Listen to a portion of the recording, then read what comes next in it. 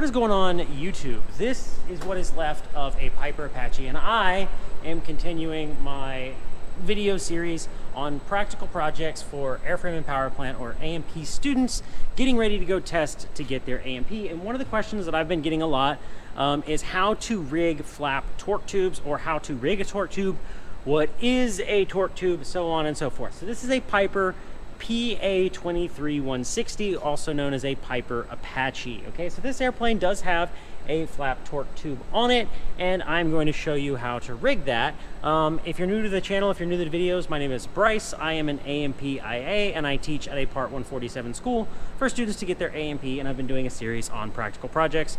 I missed that you will get with your O&P test when you get your A&P certificate. So if that interests you, stick around.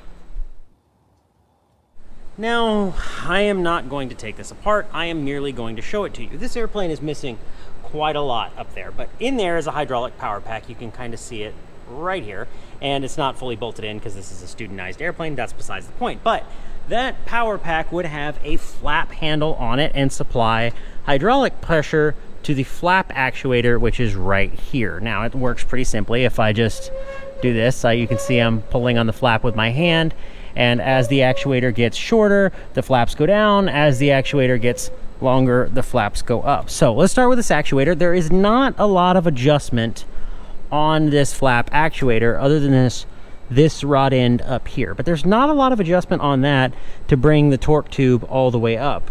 And fortunately for us, it bolts directly to the torque tube. So now if I come down underneath the airplane, normally you wouldn't be able to see this on an Apache because it's underneath the floor, so you'd actually have to pull the floor panel up and then do this from the inside.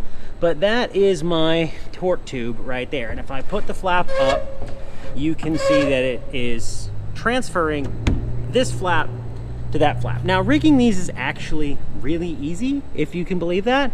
Once you get the torque tube installed and your clevises installed, fortunately for us, the actuator bolts solid to the actuating arm, so the torque tube just connects the left flap to the right flap. That's all it's doing. And then in order to rig the flaps connected to that torque tube, you have this rod end here and this rod end here. So I can make this rod shorter and or longer. And now what I'm going to do is put the flap all the way up. Now this one doesn't seem to be going all the way up, so what I would probably do is try to make that shorter or figure out why. And then what you do, depending on your model, you'll put your protractor here and here, or put your protractor on the bottom of the flap and the bottom of the wing, whatever it is, to make sure that this flap is at 0 degrees.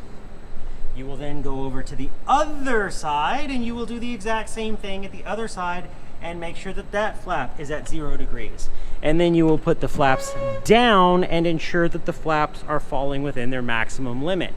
Now on this one, like I said, there is not a lot of adjustment. It's just this actuator is either going to reach its full travel or it is not. So there's not a lot you can do outside of that. There's no limit switches in it. There's no fancy shut off. You select the flap handle, and when it reaches its neutral position up in the power pack, it reaches its neutral position and it closes back up. But the important thing to remember with this is you're going to be adjusting the rod ends, and you're going to be making sure that you're following your manufacturer's recommendations with where you place your protractor.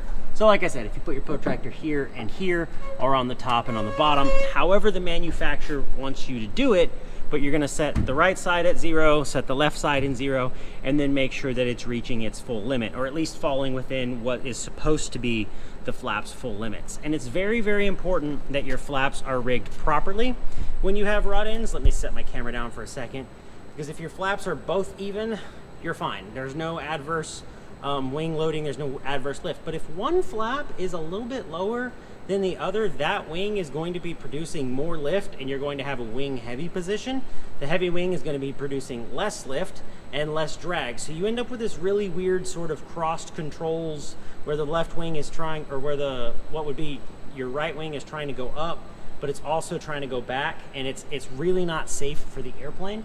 So making sure that when the torque tube is all the way up, both flaps are at the same degree. This flap is at 0, that flap is at 0, and that you don't have any adverse control inputs being put in, especially on a twin engine aircraft like this, where that could make a huge difference in flight characteristics. So you want to make sure, like I said, that everything is neutral and everything is in the 0 position. That's probably the most important. And then when you put the flaps down, you want to make sure that the flaps are at the same degrees all the way through, which they should be, provided that the torque tube is not bent and one arm on the torque tube is not longer than the other arm. You shouldn't really have any adverse effects with these torque tubes. But it's really, like I said, just going to be your adjustments in the rod ends. Sometimes one rod end will be solid as part of the barrel, and then only one side will be adjustable. Sometimes they're both adjustable like this. Do not count on them being left-hand and right-hand threads so that when you turn this, it opens like a turnbuckle. It probably is not going to do that. You're actually going to have to take the bolt out, break the jam nut, rotate this rod end out, retighten the jam nut, re-put the bolt in, make sure that you didn't pull the rod end past the inspection hole, and then you would be good. But that's really all there is to say on a torque tube. They're not that complicated. Sometimes they'll use them in flap systems.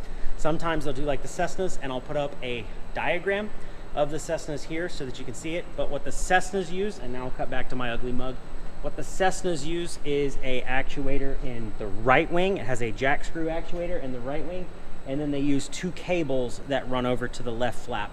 And the tensioning of the cables becomes very important on Cessnas for the tension on the up cable with the flaps up, and then the tension on the down cable with the flaps down. And then it still has these little rod ends here on Cessna flaps to make sure that the flaps are reaching their full limits as well. And Cessna flaps are actually Fowler flaps, but you get the idea. There's not a torque tube though, it's 2 cables that run back and forth, and now you have a critical rigging of the cables in the flap system as well as the rod ends. But follow your manufacturer's instructions, make sure you're going through kind of all the bulletproof points.